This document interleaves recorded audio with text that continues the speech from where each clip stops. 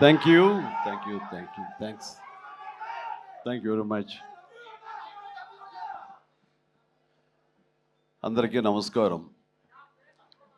ఒక సినిమా విజయవంతమైతే అది ఎంత మందిలో ఆనందాన్ని నింపుతుందో ఎన్నో సంవత్సరాలుగా చూస్తున్న నాకు అదే మళ్ళీ ఇక్కడ పునరావృతం అయింది. ఈ సంతోషంలో పాలు పంచుకోవడానికి నన్ను ఆహ్వానించి ఇక్కడ రమ్మన్నారు.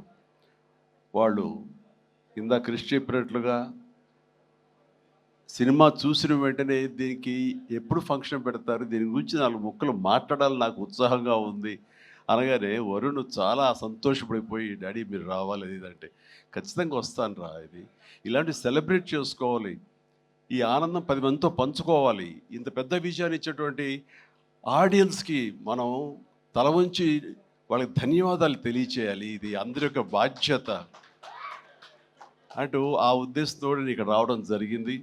అండ్ చాలా సంతోషంగా ఉంది. అండ్ ఒక సినిమా హిట్ అయితే ఇక్కడ ఉన్నటువంటి అందరూ టెక్నీషియన్స్, పనిచేసిన వాళ్ళు, నటీనటులు, సాంకేతిక నిపుణులు, ప్రతి ఒక్కడు వాళ్ళ ఆనందం ఓవర్వెల్మింగ్ తోటి వాళ్ళు అయ్యి చూపించే రియాక్షన్స్ చూస్తుంటే ఓ ఇది కదా అని. కానీ ఒక సినిమా హిట్ అయ్యింది అంటే అది ఎంతమందిలో, అంటే దాన్ని కొన్నటువంటి వ్యాపారాత్మకంగా చూసి కొనేటటువంటి బయ్యర్లు కానివ్వండి, ఎగ్జిబిటర్స్ కానీ, వాళ్ళల్లో ఒక బ్యాంకులో అకౌంట్లో డబ్బులు నింపుతుంది. అట్లాగే ఇక్కడ పనిచేసే కార్మికులు కానివ్వండి, కళాకారులు కానివ్వండి, ప్రతి ఒక్కరిలోనూ వాళ్ళకి ఒక సంతృప్తి నింపుతుంది. కింద స్థాయి వాళ్ళకైతే కనుక వాళ్ళకి ఆ రోజున ఆ కుటుంబానికి కడుపు నింపుతుంది. ఇక ప్రొడ్యూసర్లు ఎవరైతే నిర్మించారో వాళ్ళకి ఎంత ఎనలేని సంతోషం నింపుతుంది వాళ్ళ గుండెల్లో. ఈ రోజున ప్రతి ఒక్కళ్ళ గుండెల నిండా ఆనందంతో ఈ కొరియన్ కనకరాజు సక్సెస్ని ఎంజాయ్ చేస్తూ ఈ రోజు అందరూ వాళ్ళ అభిప్రాయాల సంతోషాలు మీ ముందు వెళ్ళబుచ్చుకున్నారు. ఈ సినిమా ఒక సక్సెస్ అయ్యి ఇంతమందిలో ఇన్ని రకాలుగా ఆనందం నింపుతుంది అంటే కనుక అది ప్రధానమైన కారణం దర్శకుడు, అలాగే కంటెంట్ అందించిన కథకుడు. వీళ్ళు చాలా చాలా ప్రధానం. వాళ్ళ బాధ్యత అంతా ఇంత కాదు. ఒక సినిమా హిట్ అయితే ఇన్ని వందల మందిలో ప్రత్యక్షంగా, కొన్ని వేల మంది పరోక్షంగా వాళ్ళ యొక్క ఆనందానికి కారణం అవుతారు. కాబట్టి వాళ్ళ యొక్క బాధ్యత అంతా ఇంత కాదు. ఈ రోజున మన మేర్లపాక గాంధీ గారు, ఆయన చిన్నవాడైనా సరే గతంలో సినిమాలు 1-2 సినిమాలు నిర్మించారు. ఎన్ని సినిమాలు చేశారు? ఓకే, మీరు చేసిన 6 డజన్ పైగా సినిమాలు కొన్ని చూడటం జరిగింది, కానీ అన్ని చూడలేకపోయాను. But you have wonderful director. And ఇంత ప్లీజ్ సార్, ప్లీజ్ కూర్చోండి, మీరు కూర్చోండి, లేదు వస్తారండి, ప్లీజ్ కమ్ పైకి. సో వీళ్ళ యొక్క ఆలోచన విధానం, వీళ్ళ కంటెంటు, ఇది ఎంత మందికి ఈ రోజున ఉపాధి కల్పించింది, ఎంతమందికి ఆనందాన్ని ఇచ్చింది, ఎంతమందికి అకౌంట్లో బ్యాలెన్స్ వేసింది అనేది నేను చెబుతుంటే దాని బాధ్యత అంతా ఇంత కాదు. వీళ్ళు కేవలం స్టార్ట్ కెమెరా యాక్షన్ ఓకే అని ఒక సినిమా చేసింది, ఓకే నెక్స్ట్ పిక్చర్ ఏంటి అని వెళ్ళటం కాదు. ఇది చాలా బాధ్యతాయుతమైనటువంటి ఒక పోస్ట్ డైరెక్టర్ అనేది. సో ఆ రకంగా పూర్తి స్థాయిలో ఈ సినిమా విజయవంతం అవటం కోసంగా ఎన్ని అడ్డంకులు వచ్చినా సరే, ఎన్ని ఆర్థిక సమస్యలు వచ్చినా సరే, ఎన్ని రకాల వచ్చిన వాటిని అధిగమించి ఒక ఒక కాన్ఫిడెన్స్ తోటి, సినిమా మీద నమ్మకంతో సినిమా విజయం ముందుగానే ఊహించి ఈ స్థాయికి తీసుకురావడానికి కారణమైనటువంటి మేర్లపాక గాంధీ గారిని నేను మనస్ఫూర్తిగా అభినందిస్తున్నాను. ఇలాంటి ఈ ఉత్సాహాన్ని, ఈ యొక్క దీన్ని ఫ్యూల్ లాగా చేసుకుని గుండెల నిండా నింపుకొని మరింత ఉత్సాహంగా మీరు ముందుకు వెళ్ళాలని, మరెన్నో హిట్స్ ఇవ్వాలని, పరిశ్రమ ఆ రకంగా మీరు సేవలు అందివ్వాలి, మీరు అంత అభివృద్ధిలోకి వెళుతూ పై స్థాయికి వెళ్ళేందుకు మీరు అన్ని రకాల కృషి చేయాలి. దానికి మీ కమిట్మెంట్, మీ కష్టపడే తత్వం అండ్ ప్రొడ్యూసర్ పట్ల బాధ్యత, మీ మీద ఆధారపడే ఎంతోమంది పట్ల మీ యొక్క రెస్పాన్సిబిలిటీ, ఇవన్నీ కూడా మీరు మైండ్లో పెట్టుకుని మంచి కంటెంట్లతోటి సినిమాలు తీయాలని మనస్ఫూర్తిగా ఈ సందర్భంగా నేను చేస్తున్నాను. ఇక ఈ సినిమా సక్సెస్ చూస్తుంటే, ఈ సినిమాని చూస్తుంటే మాత్రం చాలాసార్లు డైరెక్టర్ ఒక వైవిధ్యమైనటువంటి కథ అనుకుని దాన్ని తెరకెక్కించడంలో ఒక చిన్న ఎక్స్పెరిమెంట్ చేసి అనుకోవచ్చు. అండ్ హారర్ కామెడీ అనేది చాలా వచ్చినాయి, గతంలో కూడా వచ్చినాయి. కానీ దీంట్లో ఒక ఫ్లేవర్, కొరియన్ ఫ్లేవర్ పెట్టడం అనేది వండర్ఫుల్ థాట్ అది. ఇప్పుడు ప్రతి వాళ్ళు కే పాప్ అని, కే డ్రామా అని, మన కొరియన్ సినిమాలని, వాటి ఒక దీంట్లో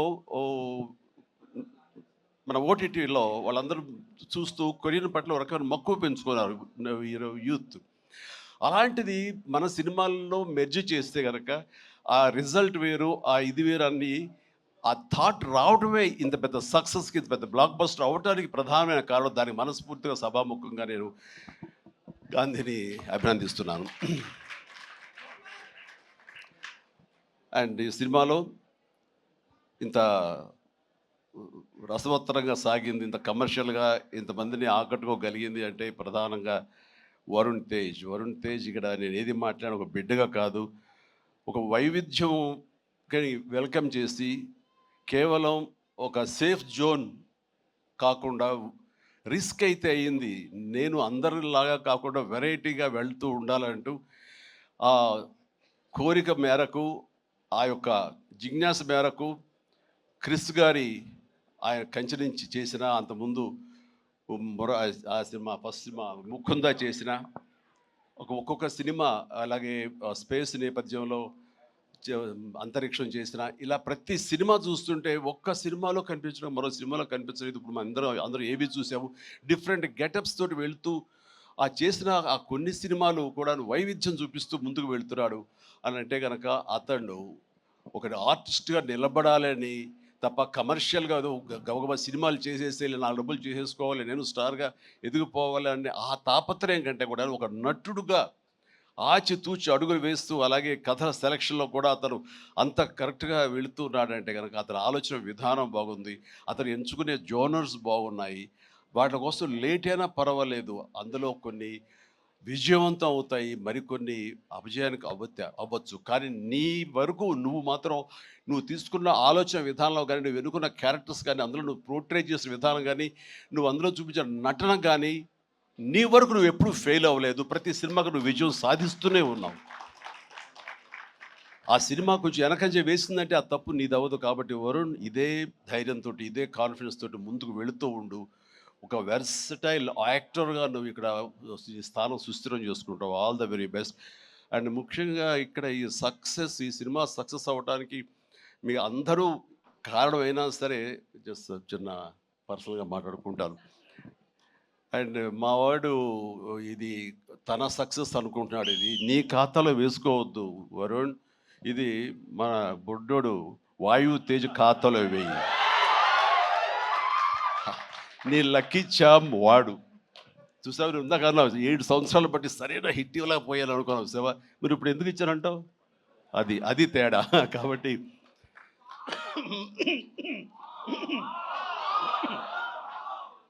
మా లక్కీ చామ్ వాయువు.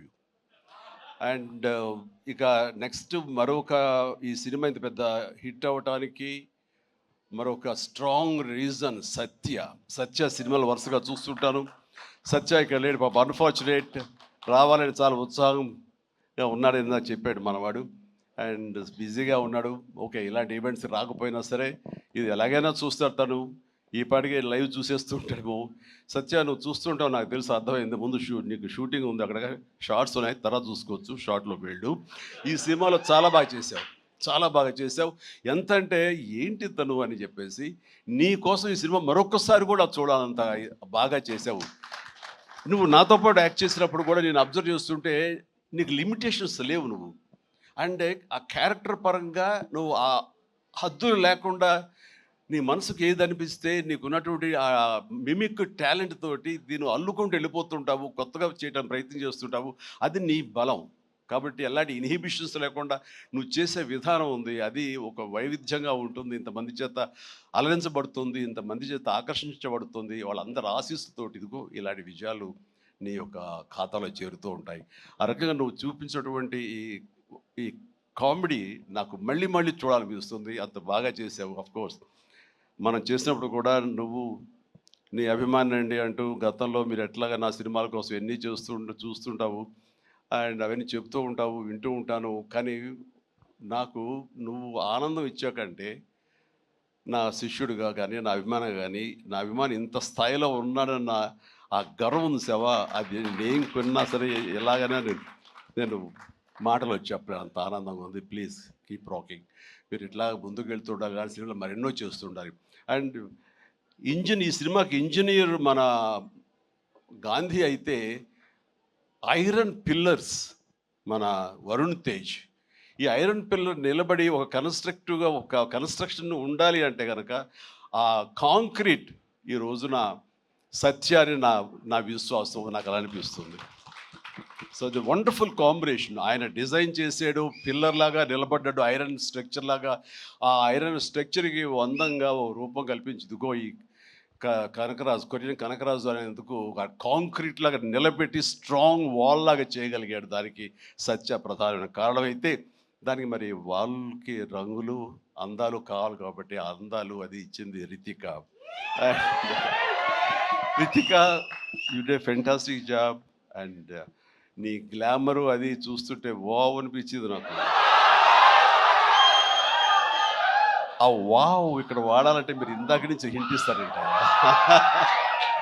తను నిజంగానే వావ్! చాలా బాగుంది. అది కొరియన్ దీంట్లోని హుషారు గాని ఇవన్నీ ఎక్సలెంట్ అమ్మా. తర్వాత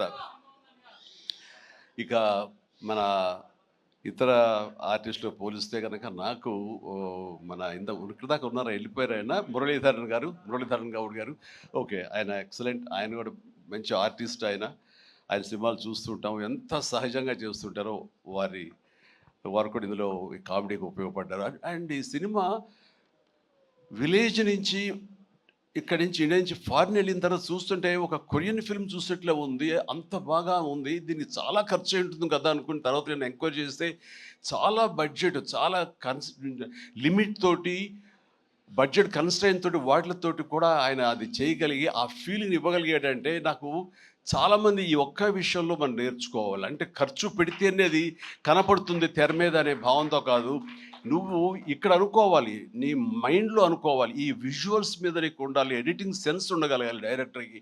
ఉండగలిగితే కనుక ఇలా రావాలి అంటే ఏమేం చేయాలని నువ్వు ఎక్సర్సైజ్ చేసుకుంటే కనుక అండ్ అవి ఇక్కడే సాధ్యపడుతుంది. ఈ రోజునటువంటి ఈ విఎఫ్ఎక్స్లో కానివ్వండి, మనకున్న టెక్నికల్ ఎక్సెస్తో కానివ్వండి, మనకి ఇచ్చిన ఆర్ట్ వాళ్ళ సపోర్ట్తో కానివ్వండి, చాలా చేయొచ్చు. కాస్ట్ ఎఫెక్టివ్ తోటి చాలా బాగా చేయొచ్చు. ఈ సినిమా అందరూ ఊహించడం అంత రిచ్ సినిమాగా ఉంది కదా, కొరియా వెళ్ళిపోయి చేస్తారంటే అది అంత అవ్వాల్సినంత ఖర్చు అవ్వకుండా లిమిట్లో చేయగలిగాడంటే తన ప్లానింగ్, తన భయం, భక్తి, ప్రొడ్యూసర్లు బతకాలి, మనతో పాటు ప్రొడ్యూసర్లు 4 డబ్బులు చేసుకోవాలి, అంతేగాని ప్రొడ్యూసర్ని నలిపేసేసి వాళ్ళు స్క్వీజ్ చేసేసి సినిమాలో చూపించి తద్వారా తన పేరు తను కనిపించాలనే ప్రయత్నం చేయకుండా ఆ రకంగా తను ఈ సినిమాని చేశాడు. ఇది ఒక బెస్ట్ ఎగ్జాంపుల్గా నేను అనుకుంటున్నాను, as for as the director is concern, film making is concern.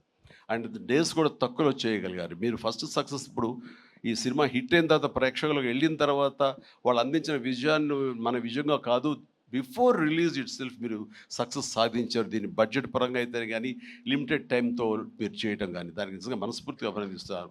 And ప్రతి వాళ్ళు ఇలాగే ఆలోచిస్తే కనుక నిజంగా సినిమా సక్సెస్ తగ్గిపోతున్నాయనే దీంట్లో ప్రతి వాళ్ళు కూడా నువ్వు ఇది నేర్చుకోవాల్సినటువంటిది, అమలు చేసుకోవాల్సిన విషయం. ఈ సంవత్సరం నిజంగా ఫస్ట్ హాఫ్ చూసిన తర్వాత బిగినింగ్ ఫిలిమ్స్ మంచి హిట్లు అయినాయి, బాగున్నాయి. ఆ తర్వాత మళ్ళీ ఈ జూన్ జూలై వరకు సినిమాలు ఏది పెద్దగా హిట్ అవ్వడం చూస్తుంటే సెకండ్ హాఫ్ ఎలా ఉంటుందో అనుకున్నావు. ఈ ద్వితీయార్థంలో బెస్ట్ పెద్ద సినిమా హిట్ అవడంతో ఫాలోడ్ బై మా ఇంటి బంగారం, అలాగే లెనిన్, ఆ తర్వాత చెన్నై లవ్ స్టోరీ, ఇట్లా ఇదిగో ఇప్పుడు ఈ కొరియన్ కనకరాజు. అంటే ఈసారి వండర్ఫుల్ ఆడియన్సు రారు, వాళ్ళకి ఓటీటీలకి ఫిక్స్ అయిపోయారు.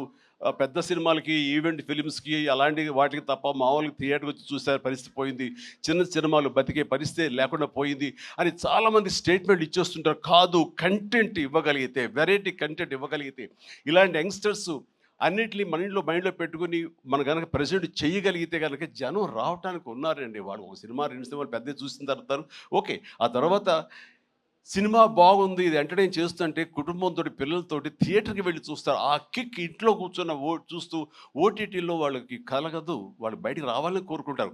వాళ్ళు బయటకు వచ్చి థియేటర్లో సినిమాలు చూసే రేంజ్కి మనం ఏమి ఇస్తున్నాం, వాళ్ళకి ఏం ప్రజెంట్ చేస్తున్నాం అని మనం ఆలోచించగలిగితే కనుక దానికి భయపడాల్సిన అవసరం లేదు. ఇదిగో ఈ సంవత్సరంలో వరుస సినిమాలు వస్తూనే ఉన్నాయి, పెద్ద సినిమాలు, చిన్న సినిమాలు, దాని బడ్జెట్ అంతా అది ఈవెంట్ ఫిల్మా లేకపోతే అనే కాదు, ఒక ప్రేక్షకుల్ని అలరించాలి, హెల్తీ ఫిల్మ్స్ తీయగలగాలి. అందులో ఈ సినిమా ఈ మా హిట్ అనేది మీరు నమోదు చేసుకోవడం, మీ ఖాతాలో వేసుకోవడం అనేది ఐ రియలీ అది డిజర్వ్ ఇట్.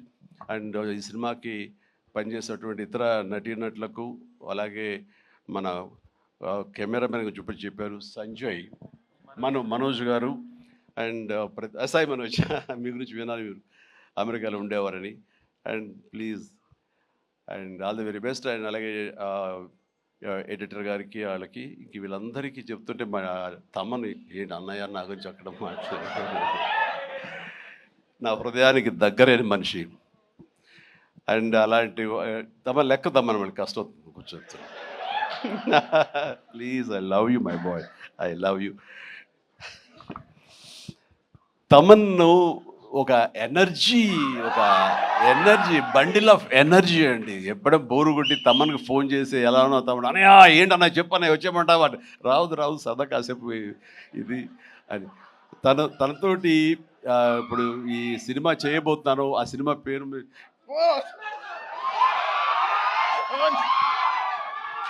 చెప్పండి, చాలా హోల్డ్ చేసుకుంటున్నాను. కొంచెం కూడా వద్దంటవా? ఫస్ట్ లెటర్ ఫంక్షన్కి వచ్చే ముందరే బాబీ చెప్పి మరి పంపించాడు, నేను జాగ్రత్త చూసుకో. ఓకే, వాళ్ళకి హింట్ ఉన్నప్పుడు ఆపుకోలేకపోతున్నారు, బలవంతంగా ఆపుతున్నాడు చెప్తాను. Okay, all right. అండ్ ఇందాక డైరెక్టర్ గారు అన్నట్లుగా మేము ఒక బొమ్మను తయారు చేసావు, దానికి ప్రాణం పోసావు నువ్వు అని. నిజంగా ప్రాణ ప్రతిష్ఠ చేసేటటువంటి అద్భుతమైనటువంటి ఒక టెక్నీషియన్ మనం తమన్. నేను ఇదే మాట అన్నాను, మాకు ఈ సినిమా అన్ని రకాలుగా మేము చేసాము అని. నాకు ఈ మధ్యకాలంలో మేము చేసినటువంటి గాడ్ ఫాదర్ సినిమాలో, అండ్ తమన్ నిన్ను నమ్ముతున్నాను, దీనికి ప్రాణ ప్రతిష్ఠ నువ్వు చెయ్యాలి, దీనికి ప్రాణం పోయాలి, దీనికి ఆరో ప్రాణం నువ్వే అవ్వాలి అని అన్నందుకు ఆ సినిమాలో తను చేసి ఆ బీజిఎమ్స్ అవి అంత అత్యద్భుతంగా ఇచ్చాడు ఆ సినిమాలో. అండ్ దానికి ఇప్పుడు మళ్ళీ ఈ సినిమా మన రాబోయే కొత్త సినిమా 158 అలాగే అంతా కష్టపడి కంగారు అదే ఛాన్స్ ఇవ్వట్లేదు.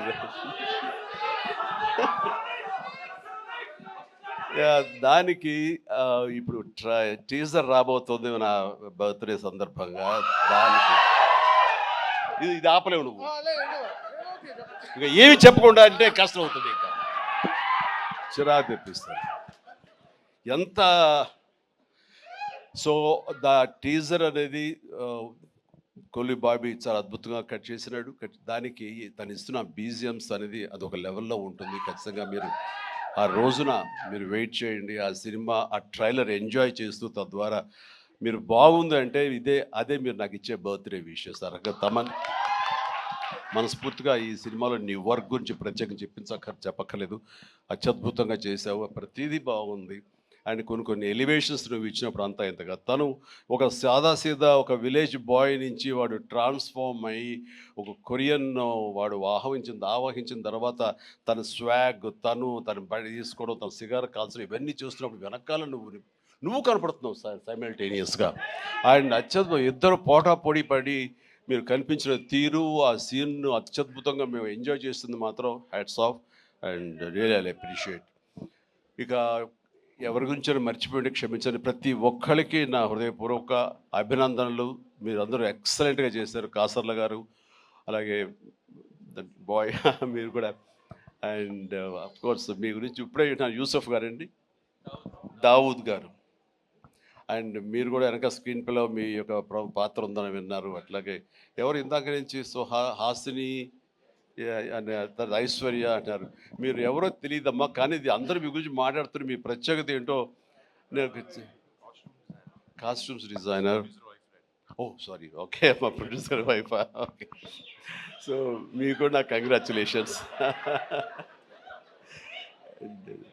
ఈ రోజున క్రేష్ మీరు ముందు నుంచి కూడా మీరు రాజీవ్ రెడ్డి గారి కాంబినేషన్లో మీరు సంస్థ పెట్టడం ఏంటి, దాంట్లో మీరు సినిమాలు తీయటం, మీకు నచ్చింది సినిమా ఎంత పెద్ద హిట్ అయింది ఏంటి అనేది కాదు, సినిమాలు చేస్తూ ఉండాలి, మా ప్యాషన్ ఏంటో మీకు తెలుస్తుంది. బట్ ఈ నేపథ్యంలో మీరు అట్లా ధైర్యంతో మీరు ముందుకు అలా వెళుతూ ఉన్న ఈ ప్రయత్నంలో హిట్ అనేది ఇన్విటబుల్, అది ఈ రోజున ప్రూవ్ అయింది.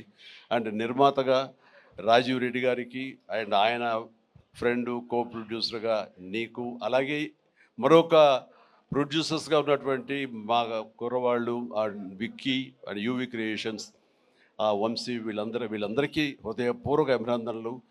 ఈ సినిమా హిట్ అవ్వడం అనేది ఇంతమందిలో ఆనందం కలిగిస్తున్నందుకు ఈ కారణమైనటువంటి ప్రతి ఒక్కరికి, చిన్న పెద్ద అందరికీ నా హృదయపూర్వక నా సంతోషాన్ని తెలియజేస్తూ నా అభినందనలు తెలియజేస్తున్నాను. ముఖ్యంగా ఇలాంటి సినిమాలు ఆదరించినందుకు మీ ప్రోత్సాహానికి, ఆడియన్స్కి మనస్ఫూర్తిగా thank you so much. I love you all.